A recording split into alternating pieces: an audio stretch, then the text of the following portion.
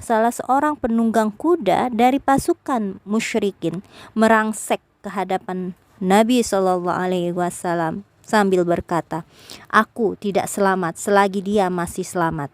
Lalu beliau bangkit untuk menghadapinya. Hanya saja kuda Utsman bin Abdullah terperosok ke sebuah lubang. Ini salah satu pertolongan Allah, ya, membuat langkah Abdullah untuk membunuh Rasulullah terhenti, ya. Al-Haris bin Al-Simah menghampiri Utsman dan membabat kakinya hingga terduduk. Kemudian dia meringkusnya dan melucuti senjatanya, lalu bermaksud melepaskan senjata yang ada di tubuhnya itu, lalu bermaksud membawa yang Utsman bin Abdullah tadi ke hadapan Rasulullah. Namun Abdullah bin Jabir mengejar Al-Haris dan menyabat pedang ke pundak Al-Haris hingga terluka. Jadi yang tadi kan ini Utsman dulu kan, Utsman bin Abdullah itu pengen membunuh Rasulullah, tetapi dia terperosok. Nah, saat terperosok itu Al-Haris bin Al-Simah tadi melihat, lalu dibabat kakinya, lalu meringkusnya, ya. Nah, ketika meringkus itu menali. Jadi Al-Haris tadi sahabat Abdullah bin Jabir. Jadi terkenalah sini, ya, pundaknya Al-Haris. Abu Dujana, seorang prajurit yang heroik dengan sorban merahnya yang dia ikatkan di kepala, menyerang Abdullah bin Jabir dan menyabat pedang ke arahnya hingga kepalanya terpenggal. Islam. Mana sih? Gini loh, Utsman bin Abdullah itu ingin membunuh Rasulullah, tapi ditolong Allah dengan dia terperosok dalam lubang. Nah, saat di dalam lubang itu Al-Haris itu langsung menyabat kakinya hingga putus itu. Dia rencananya ingin menghadapkan kepada Rasulullah, tetapi dalam perjalanan, ya, Al-Haris ini pundaknya dia ada pin. Iya, biar tahu, nak, sebagai tawanan nantinya kan. Nanti setelah itu Al-Haris ini ketemu dengan Abdullah bin Jabir.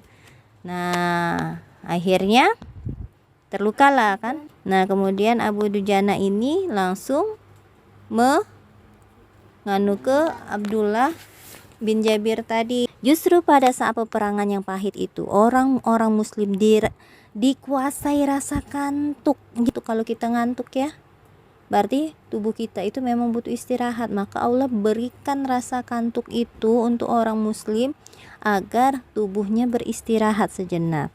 Abu Tolha berkata, "Aku termasuk orang yang tidak mampu membendung rasa kantuk saat perang Uhud, hingga pedangku jatuh dari tangan beberapa kali. Pedang itu jatuh, lalu kuambil, jatuh lagi, lalu kuambil lagi." Dengan gambaran keberanian seperti itu, beliau dan para sahabat yang bersamanya dapat mencapai jalan bukit dan memberi jalan bagi sisa-sisa pasukan lain untuk melewatinya hingga mencapai tempat yang aman. Dengan begitu, mereka saling bertemu di bukit. Seperti apapun kecerdikan Khalid bin Walid, masih kalah dengan kecerdikan Rasulullah. Ada teriakan, "Muhammad telah terbunuh," kayak gitu, ya. Maka seketika tersiarlah kabar tentang kematian Nabi Shallallahu Alaihi Wasallam di kalangan orang musyrik dan muslim.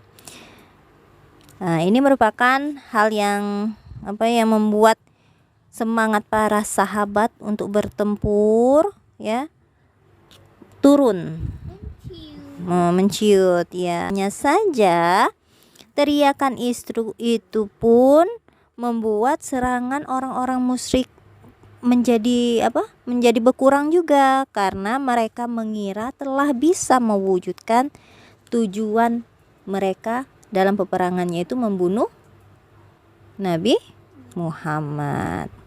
Iya, mereka mengira juga kayak gitu kan. Nah, setelah Mus'ab bin Umair terbunuh, Rasulullah menyerahkan bendera kepada Ali bin Abi Thalib yang kemudian bertempur dengan hebat. Sebagian mungkin masih ada yang mempercayai enggak, Nabi Muhammad masih hidup. Nah, sebagian merasa belum menang secara total, mereka masih menyerang. Bendera yang tadinya dipegang oleh Mus'ab bin Umair, karena Mus'ab bin Umair telah syahid, maka Rasulullah menyerahkan bendera itu kepada Ali bin Abi Thalib. Dengan sikap kepahlawanan dan semangat yang tiada tandingnya, para sahabat yang masih ada di sana bertempur dan terus bertahan. Pada saat itu Rasulullah bisa membuat orang-orang Islam yang muslim tadi terpecah ya, kemudian bergabung. Beliau menghampiri orang-orang itu. Yang pertama kali melihat kehadiran Rasulullah adalah Ka'ab bin Malik. Setelah melihat kehadiran beliau, dia berteriak, bergembiralah wahai semua orang muslim, inilah Rasulullah sallallahu alaihi wasallam. Beliau segera memberi isyarat kepada Ka'ab agar diam, dengan tujuan agar orang musyrik tidak tahu posisi Rasulullah di mana, ya. Teriakan Ka'ab tadi sebenarnya bisa didengar oleh orang muslim, maka mereka pun berkerumun di sekitar Rasulullah yang jumlahnya sekitar 30 orang. Jadi tinggal 30 orang yang ada di sekitar Rasulullah setelah bendera dipegang oleh Ali. Setelah berkumpul, Rasulullah pun mundur ke jalan di bukit ya, ke jalan di bukit bersama mereka dengan membuka jalan di antara orang-orang musyrik yang sedang melancarkan serangan. Bahkan serangan mereka semakin ditingkatkan untuk menghalangi pengunduran itu. Tapi mereka gagal menghalanginya karena harus berhadapan dengan kehebatan para singa Islam.